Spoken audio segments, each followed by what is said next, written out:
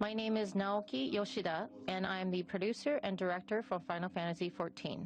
March 17th, 2014. Naoki Yoshida attends GDC in San Francisco to talk about his experience so far with Final Fantasy XIV, A Realm Reborn.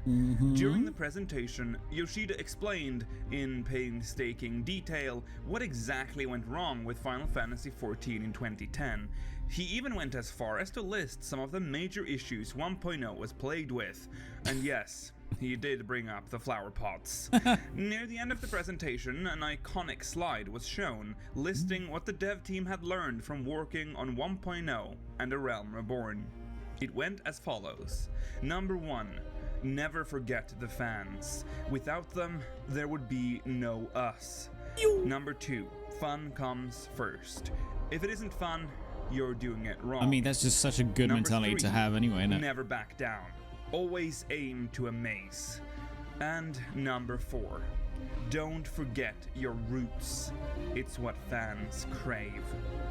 A Realm Reborn is still in its infancy. Will patch 2.2 and the following patches keep the ship afloat? Or will it sink under the weight of its ever-increasing technical debt? What was the dramatic? I don't remember that from any earlier part of my Realm Reborn journey. Like, no way.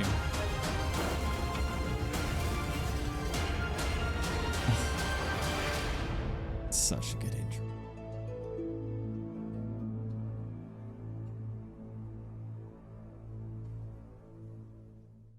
February 27th, 2014. The A Realm Reborn PS4 beta goes live for everyone owning a PS4. Wait. Did he say before or for everyone owning a PS4? And introduced a whole new crowd of console players to the world of Eorzea. The beta would run in 2 phases, the last one ending on April 7th, 2014, before the planned release 1 week later on April 14th.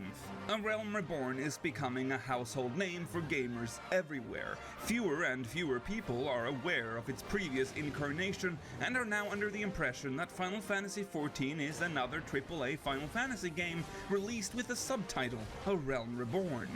Oh. March 26th, 2014. Oh, A Realm Reborn has received its second content patch, 2.2, Through the Maelstrom. In addition to the patch's poster boy Leviathan, the patch included a sea of quests, including the main scenario and Hildibrand. It also saw the introduction of new beast tribes, the Kobolds and the Sahagin, as well as a new dungeon, the Lost City of Amdapor, and 2 hard mode dungeons, Halatali and Brayflox's Longstop. The actually such a good batch. Bahamut was added as well, diving deeper into the mystery of Bahamut's fate after the calamity. It was obvious the dev team had learned from their mistakes with the first coils, and the raid felt better paced. The obnoxious third turn from the first coil of Bahamut was discarded, so second coil ended up only having 4 turns. The second coil of Bahamut would reveal a shocking twist, and the last turn would take place in a location 1.0 players instantly recognized: Riven Road.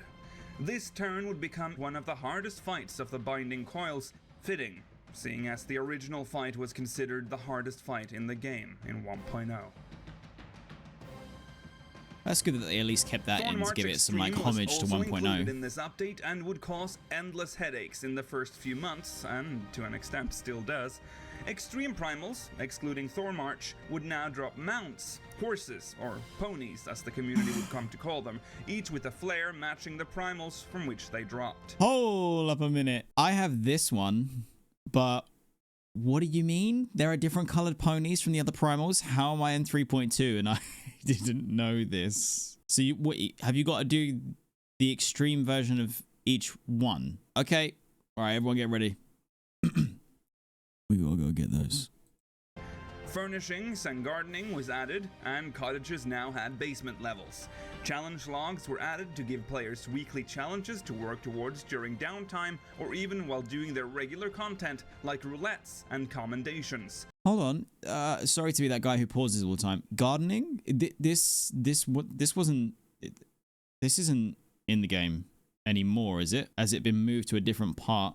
So that's why I still haven't experienced it on my journey of an Eorzean Lifetime, like patch locked. So it's part of housing, and that's why I haven't seen it then, because I would need to own a house, and I don't own a house in Final Fantasy XIV, and I probably will never in real life.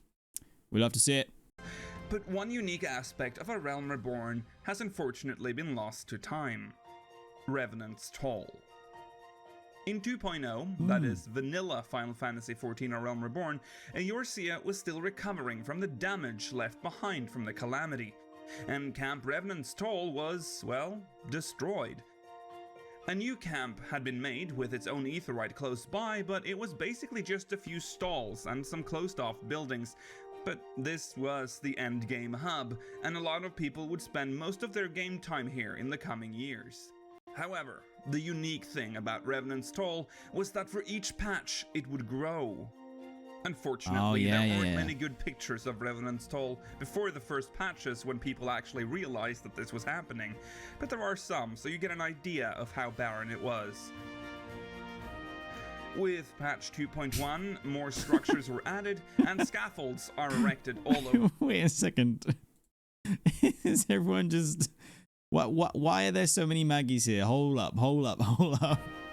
With patch 2.1, more structures were added, and scaffolds are erected all over the place. Banners are starting to decorate the buildings built into the cliff sides, and cobblestone roads are now stretching through the camp. With patch 2.2, Revenant's Toll is starting to look more like the camp we know today. All vendors have moved to the northern side of the camp, where they remain to this day. Revenant's Toll would continue to grow until patch 2.5, when construction ceased. Revenant's Toll was complete. Unfortunately, the way this was done meant that players that joined after 2.1 had been released would never get to see the original camp, or even be aware that the settlement had grown from nothing in the first place. This part of A Realm Reborn's history now only exists through the pictures players took during this period. I mean, at least there is still stuff that survives to show it. Patch 2.2 also made significant changes and I to the suppose game's maybe new you could PvP be system. able to see it in a private release, server? Players voiced their dismay with the clunky systems, and this would be the first of many adjustments to Wolves' Den. A ton of dice were added: lilac purple, coral pink, cork brown, gobbybag brown, ool brown, million corn yellow, sylph green, meadow green, apple green, adamantoise green, deepwood green, celeste blue, rotano blue, corpse blue, woad blue, Dude, void just blue, lying on the floor. shadow blue, lavender blue, and calibri pink. But patch 2.2 finally introduced a whole new type of endgame content. Endgame content that became revolutionary and would change the face of Final Fantasy XIV forever. The Glamour System. Yes! Final Fantasy XIV finally had a transmog system of its own. Oh, baby. The Glamour System would allow players to glamour other gear on top of their existing gear. This allowed characters to wear their full raid gear disguised as kawaii level 1 gear, which was also conveniently released in patch 2.2 as well. Fashion, baby. But if you thought you'd be leveling up in style, you were out of luck. The Glamour system would only be available after hitting endgame at level 50 and completing the Glamour Unlock quest. But that's not all. To cast a Glamour, you need... There was a quest. No, I did the quest, right? It wasn't that long, though. Was it? I definitely did. I do remember a quest, but I swear it was, like, not long. Oh, and it's level 15 now. Right, so that's why I'm being this, like, I see. Yeah, that's why I have this reaction. So you used to have to get to 50. Ooh. I mean, totally worth, like, but still... Woo! Damn. Need to use a Glamour Prism. Today, you only use a Glamour Prism called, well, Glamour Prism, but this was not the case in 2.2. Glamour Prisms were divided into 5 grades. Grade 1 for projecting the appearance of equipment at item level 1 through 20, grade 2 for 21 to 40, grade 3 for 41 to 60, grade 4 for 61 to 80, and grade 5 for 81 or above. Why? And just to make it a little extra tedious, the prisms were further divided into 7 categories, corresponding to the type of gear you wanted to glamour. Woodworking, smithing, armorcraft, goldsmithing, leatherworking, clothcraft, and alchemy. A bit of a hassle, but at least it was in the game. No, that's too many variations, man. Also, we got to pause for a sec just because we got ads. The prisms were further divided into 7 categories, corresponding to the type of gear you wanted to glamour. Woodworking, smithing, armorcraft, goldsmithing, leatherworking, clothcraft, and alchemy. A bit of a hassle, but at least it was in the game. A lot of quality of life suppose changes it's something were to added do, as well, but including the option to it's a sort lot the of party list grinding. and the introduction of 2 new roulettes to the duty finder, namely the Expert and Trials roulette. However, these roulettes could only be undertaken solo at the time. But the biggest star of the show, just above the glamour system, was the next face of the Relic questline, Atma. Just looking back at this questline makes my spine tingle. The Atma face of the Zodiac Weapon quest is infamous for forcing you to roam around aimlessly looking for fates in hopes that it would drop the item you needed. Let's break it down. Oh, okay. The quest would have you equip your up-to-date relic. I'm learning this for the first time right now. After which, you would have to obtain 12 so-called Atmas. Atma of the Lion, Waterbearer, Ram, Crab, Fish, Bull, Scales, Twins, Scorpion, Archer, Goat, What? and Maiden. The only way to obtain these nuggets of joy was through fates. No. At launch, people were actually confused as it didn't seem to drop at all. The drop rate was so low, in fact, people genuinely believed that the quest was broken and the Atmas had not been added to the loot tables of the fates. What was the drop I rate then? myself spent hours in North Shroud and Lower Lenosha. Just look at the map for Lower Lenosha and the lack of an Upper Aetheryte, and you'll see why this was a particularly bad place to get stuck. And after 2 hours, I started. Wait, sorry. There's something even more important that we need to just... I didn't play that again. Hold up. Hours in North Shroud and Lower Lenosha. Lenosha. Just look at the map for Lower Lenosha and the... I've been calling it Lenoska for almost a year. We're on like month 8 or something. Lower Lenosha. I've been calling it Lenoska for fucking... Oh, no.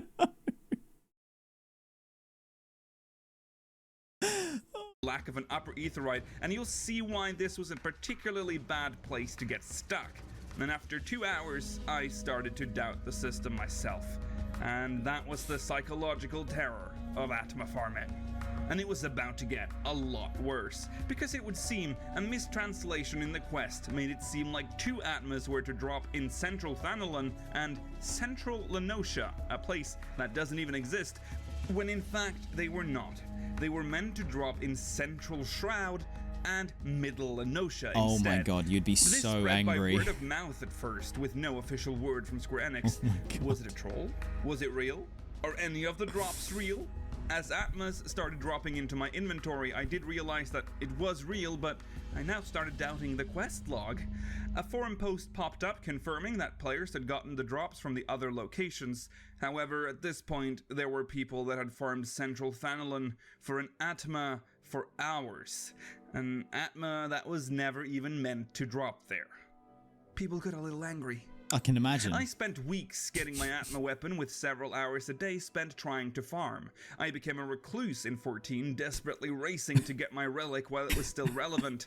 I did get it in the end while it was still relevant, but the reward was the same relic with a different paint job, but with the glow removed. What? Let's just say it wasn't my favorite relic step. You're kidding. Overall, 2.2 was yet another... No. No. You can't mess with someone's glow. How could you actually think that the grind should reward you with the weapon that doesn't have the glow? It's like 80% of why we do things. Massive achievement for the development team, adding tons of new features and content. This was of course a given. A Realm Reborn has a massive technical debt, and the interest is already accumulating fast. They are staying on top of it for now, and if the patches keep this level of quality in the future, the debt will be repaid in full in no time. On April 14th, 2014, the gates finally opened for PS4 players. Final Fantasy XIV enters a current-gen console market, and the shadow of the PS3 is growing. The PS4 version gets a lot of praise for its performance compared to the PS3. The game appears clearer, crisper, more responsive, but with some issues of its own. The most important part is that it really did bridge the gap between PC and console in terms of visual and gameplay quality. While the PS3 wasn't bad, it did struggle and could barely keep a consistent 30 FPS at 720p. The PS4 could keep an almost constant 60 FPS in many zones at 1080p, so it goes without saying that's quite the upgrade. Yeah, for sure. Speaking of which, if you owned a PS3 copy of A Realm Reborn, you were eligible for a free PS4 upgrade. This would replace your PS4 copy, so you would no longer be able to play your PS3 version, but hey, free upgrade. Yeah, it's a free upgrade. Yeah, you love to see it. This is the point where A Realm Reborn really started to show off what it could do. This is where the vision of 14 became clear. It's here and it's here to stay. Just like its brother Final Fantasy XI, Final Fantasy XIV is now growing a dedicated community.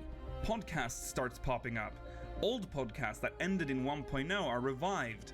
The creative community we know and love today really started to bloom in this part of A Realm Reborn's life. We'll look more on the community side of things and how A Realm Reborn's storyline came to a dramatic end in the next episode. But for now, I must take my leave. Thank you so much for watching this, 9th episode of the Fall and Rise of Final Fantasy XIV. I'm thankful for all the support, and I hope you enjoyed this episode, even if it took like a year for it to come out. I'll be back in the next episode of the Fall and Rise of Final Fantasy XIV. So good. The last one probably before we start tackling Heavensward. Until then, may you ever walk in the light of the crystal. What do you mean they tackle Heavensward? Speaker's Corner has a Heavensward series? Ooh, baby. I'm glad we're at the point now where we're seeing the PS4 upgrade has like really done a big solid there for improving things. It was strange to hear in the beginning when he said like the PS4 14's popularity in the console kind of world, and also making it so that Final Fantasy XIV and Realm Reborn became like a household name, right? But people thought that it was a like almost like it was a new Final Fantasy XIV AAA RPG game with a Realm Reborn written on it. So I wondered if that was going to come back and bite in the ass, and people like backlash and be like, oh, this isn't the game that I thought it was going to be. But maybe it worked in its favor, maybe it didn't. I'm not too sure. That glamour system though, having it split this much, it's so much better and obviously so much more simple now. But I think maybe at the time in this era, if you're playing very often, and we're still in the part of like the MMORPG design philosophy era where time invested directly equals what you get out of it, sort of thing. Whereas I think we've got a lot more used to not just quality of life, but like progress, convenience, being able to catch up and be at like a very good spot 2 weeks after a content patch drops, and then not really have anything necessarily to do or like rewarding to progress with. Whereas I suppose at the time, yeah, it's crazy and painful to see it broken out into this many brackets and then this many sections. But if you had like a, you know, a really thriving community and like everyone had their own thing they were working on, such as like woodworking or leatherworking or whatever, then I suppose you all kind of scratch each other's backs, I guess, and it like further enforced and reinforced that loop of playing together, not I'm gonna do it all without the need of ever interacting with anyone. But still it's just crazy to see it like that. And what did he say about these Atmas? This many, and the fact that they messed up the description of where it drops is, yeah, I can imagine you'd be pretty pissed off. Like you'd be pretty pissed off. God damn. And the fact that it removes the glow, whose decision was that? The PS3 to PS4 free upgrade is really awesome, and obviously the performance difference being night and day, really, innit? It's like struggling at 30 FPS in 720p versus almost consistently holding 60 at 1080 is such a big deal in just having the gameplay feel better, let alone the presentation itself. So pretty good time for the game here in episode 9. Shall we take a look at how things were looking in episode 10?